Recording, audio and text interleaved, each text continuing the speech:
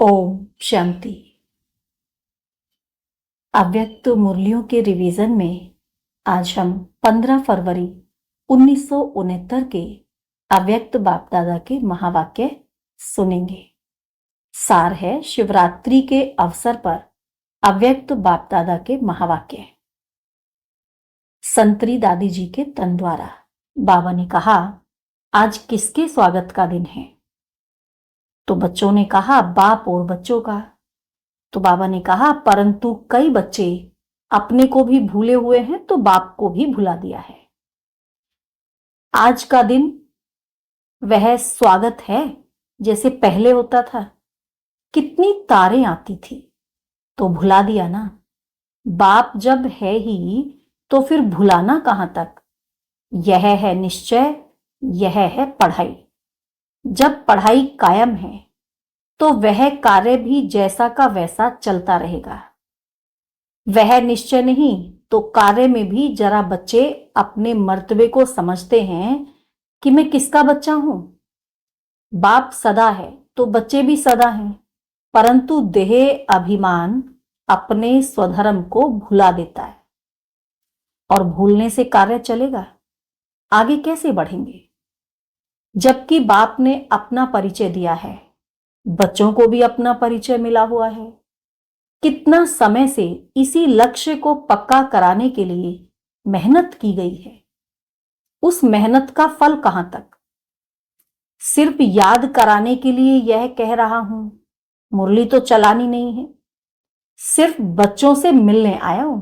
बाबा ने कहा, सिर्फ याद कराने के लिए कह रहा हूं, आज मुरली नहीं चलानी है, बच्चों से मिलने आया हूं। बच्ची ने कहा, बहुत याद कर रहे हैं बाबा, आप चलेंगे तो रिफ्रेश होंगे। रिफ्रेश तो हो ही, अगर निश्चय है तो। फिर भी बच्चों से मिलने के लिए आना पड़ा, थोड़े समय के लिए। स्वमान की स्मृति दिलाने के लिए आए हैं। बच्चे सदैव अपने को सौभाग्यशाली समझें। सदा सौभाग्यशाली उनको कहा जाता है जिनका बाप, टीचर और सतगुरु से पूरा कनेक्शन, पूरी लगन है। कन्या की सगाई के बाद क्या होता है? पति के साथ लगन लग जाती है, तब उनको कहते हैं सदा सुहागिन। परंतु वह कहां तक सुहागिन है? अंदर में क्या भरा पड़ा है? कन्या 100 ब्राह्मणों से उत्तम गिनी जाती है, और सगाई करने के बाद अशुद्ध बनने कारण आंतरिक अभागिन। यह किसको भी पता नहीं है। बाप ही बतलाते हैं सदा सुहागिन कौन है। सदा के लिए परमात्मा से पूरी लगन रहे, वो सदा सुहागिन है। यह तो अभी पढ़ाई का समय है। बाप अपना कर्तव्य कर रहे हैं, डायरेक्शन देते पढ़ाते हैं। जब तक पढ़ाना है पढ़ाते रहेंगे। विनाश सामने खड़ा है, उसका कनेक्शन बाप के साथ है। ऐसे मत समझो बाप की जुदाई है। जुदाई भी नहीं, विदाई भी नहीं। जब तक विनाश नहीं तब तक बाप साथ है। ना तो बाप से जुदाई है, ना बाप की विदाई है। बाप गया भी नहीं है, यही है, केवल व्यक्त से अव्यक्त हुआ है। तो वतन में बाप गया है, क्यों? किसी कार्य के लिए। जब तक विनाश नहीं होगा तब तक बाबा कहीं नहीं जाएगा। सब साथ हैं, साथ ही होंगे तब तक।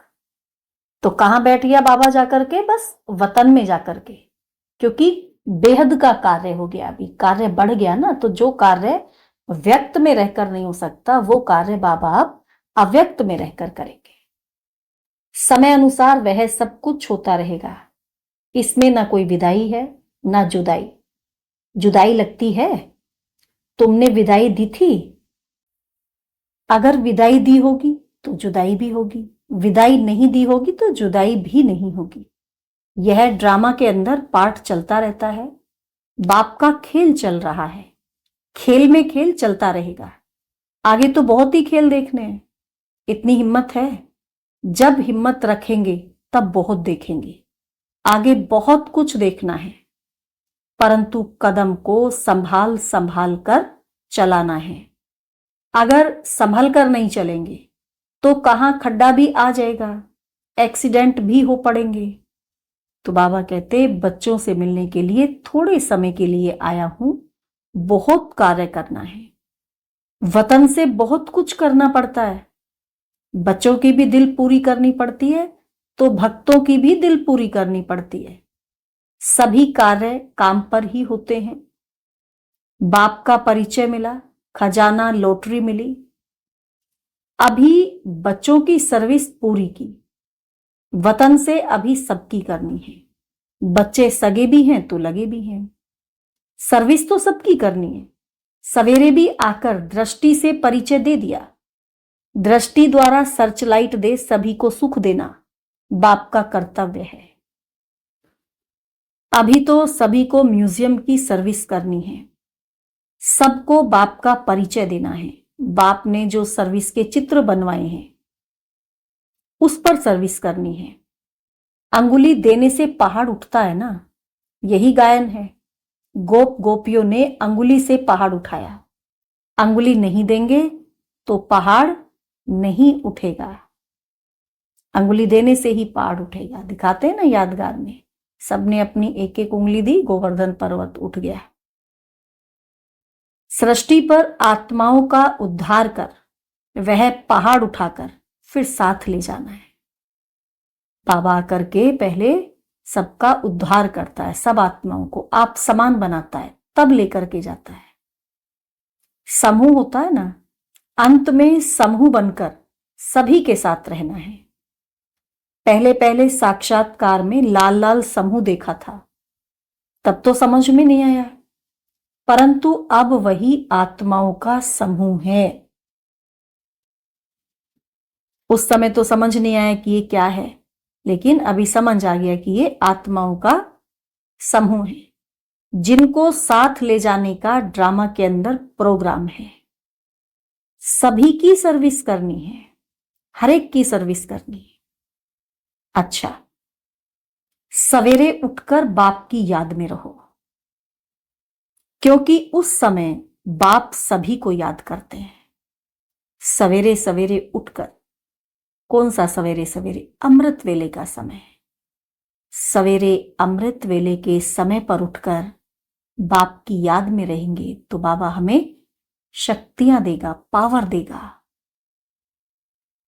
उस समय कोई कोई बच्चे दिखाई नहीं पड़ते हैं, बाबा देखता है ना, तो बाबा कहता कोई कोई बच्चे उस समय दिखते नहीं हैं। अमृत वेले के समय पर सवेरे सवेरे ढूंढना पड़ता है, बच्चों को ढूंढना पड़ता है। भल अकेले रीति याद करते हैं, परंतु संगठन के साथ भी जरूर चलना है। जितना याद में रहेंगे उतना ही बाप के नजदीक होते जाएंगे। जितना जितना बाबा को याद करते जाएंगे उतना बाबा के नजदीक होते जाएंगे। बाप को भुलाने से मूंझते हैं, बाबा को भूल जाएंगे तो मूंझ पड़ेंगे। तो बाप को सदैव साथ रखेंगे तो कभी भूल नहीं सकते। बाबा मेरा सदा का साथी है, मेरा सच्चा दोस्त है, तो बाबा को सदा साथ रखना है। सदा साथ रखने से उसको कभी भूलेंगे नहीं। अच्छा, ओम शांति।